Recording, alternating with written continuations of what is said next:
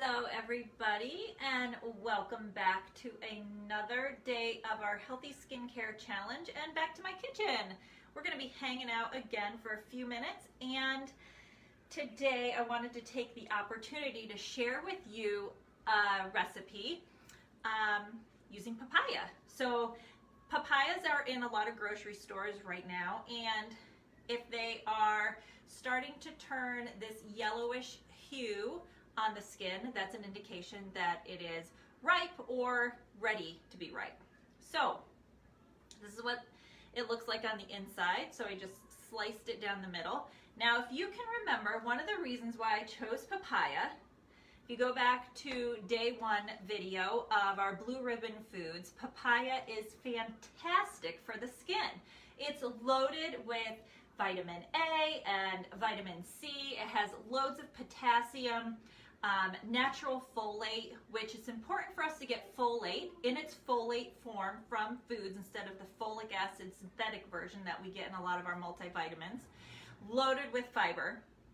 It also has that awesome papain enzyme in it, which helps us digest our food. So all around, like, superstar fruit, and one I recommend you eating for skin health on the inside, and then at the end I'm going to show you real quick how you can use it on the outside of your skin as an exfoliator as well. So we're going to make a papaya smoothie. So I don't have a fancy fun name for this, it's just a papaya smoothie, and we are going to start with about a quarter, now I'd say about a half a cup of freshly chopped papaya. Okay, now if I don't use the other half of this right away, I'm still going to chop it up and throw it in the freezer so that I have it for later on. And I'm also going to do that with the peels, and I'll tell you why later. Okay, so I'm going to throw in about a half a cup of freshly chopped papaya, and we are going to make a tropical, super delicious smoothie.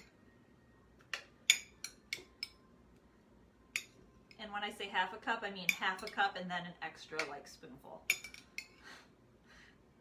kind of how I do all my measurements. Okay, so with the papaya, I'm also going to throw in a cup of, I picked up some spinach. This is about a cup or a handful. We're going to put that in as well. So far we have papaya, about a half a cup, and about a cup of spinach.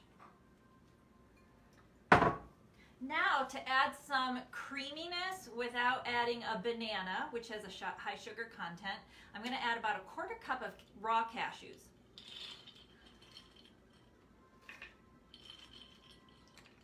That's about a quarter cup, just a little bit more.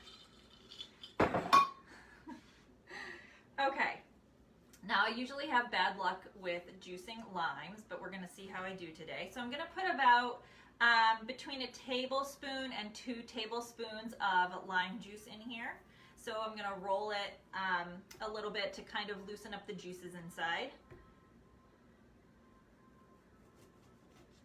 I actually have a juicer I'm going to pull out. One of these guys. If you don't have one of these for your limes and lemons, it's like a $3 investment at Walmart, and it's totally worth it. Oh, this smells amazing. Okay, here we go.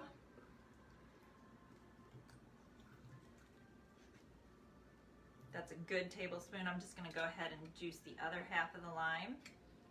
It smells so good. If I can fit it in here.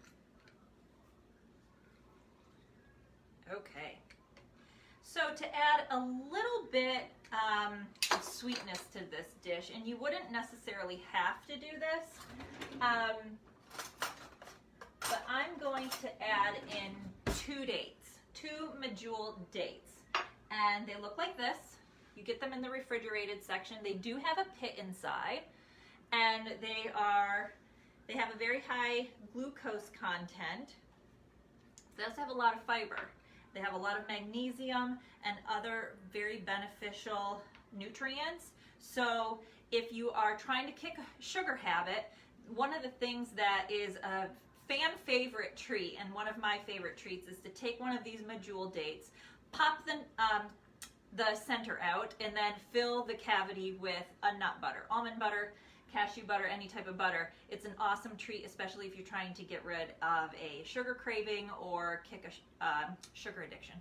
So I'm going to put 2 of these in here, which will actually make it pretty sweet.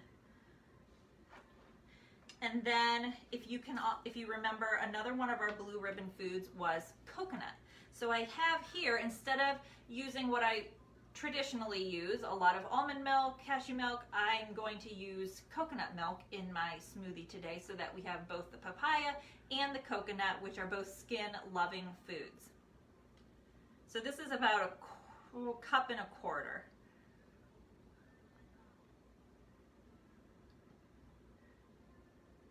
And I probably used about a cup. We'll see if I need more than that. So I'm going to pop this on my blender, which I put here so you guys can see.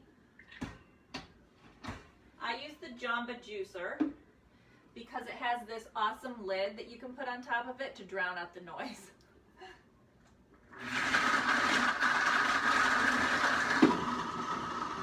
See what I mean?